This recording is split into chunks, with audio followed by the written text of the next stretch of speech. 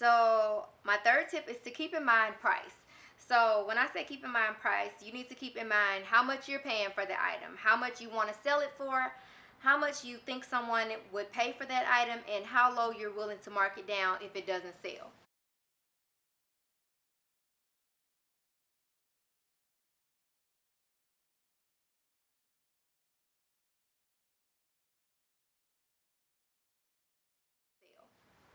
So these things are really important because um, the prices for items are so different, so all around the board. You can find things as low as $1, and then there are things that are like $30, and then you're like, you want to make $60 on this item, and that's ridiculous, by the way. But people do it, and I'll talk about that in another video.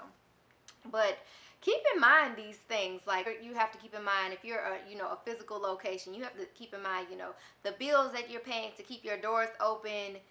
You have to factor all of those things into you pricing that one item.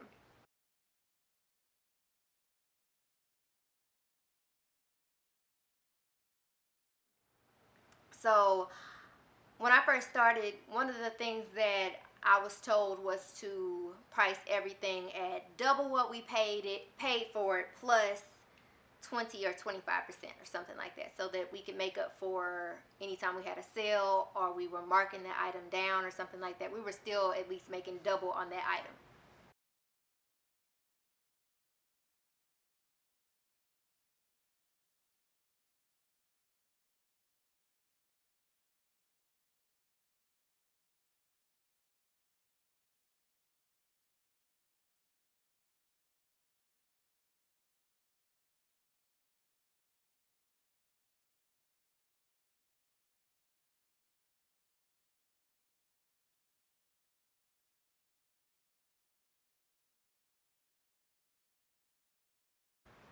However, my feeling was that some things I personally would not be willing to spend that much on. Like, just because I paid, I don't know, 15 bucks for it doesn't mean that the person purchasing it is willing to pay, I don't know, X amount of dollars. That process of pricing did not make sense to me. I felt that you should price things according to how much you think a person will buy it for. One of my tips is to buy things cheaply so that you can still sell them cheaply.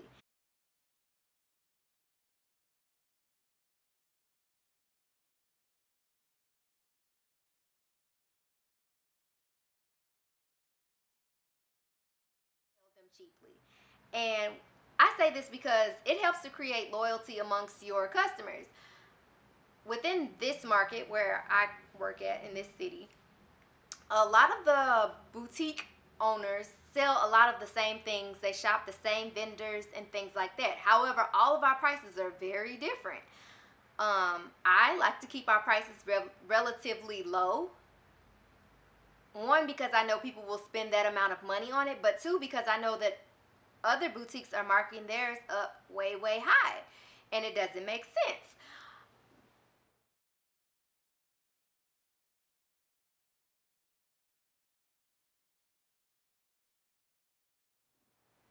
I personally feel that you can sell things quicker, get a quicker turnaround, and then you can purchase more items because you're selling things way faster and you're keeping things fresh in your shop. It's a lot more fun that way. I don't want to buy anything that costs $20 and then I got to mark it up to $56 and then pray that somebody is willing to pay $56 for it just because I thought it was really cute and I didn't think about the pricing of that item. So really keep in mind, like, keep your customers in mind when you're pricing these things. Yes, you have to pay your bills. Yes, you have other expenses to cover, but keep your customers in mind. Like, that will keep customers coming back if they know that your pricing is fair in comparison to other boutiques. I wrote, when all else fails, or if you're on the fence, ask yourself, how much would I be willing to pay for this item? Plain and simply, how much would you be willing to pay? It's just what it is. And so know how much you want to make in a certain time frame. Set goals. What is your projected profit margin? So if you're pricing things really low, Still have in mind how much you would like to make within, you know, 2 weeks, how much you would like to have made off this by within a month.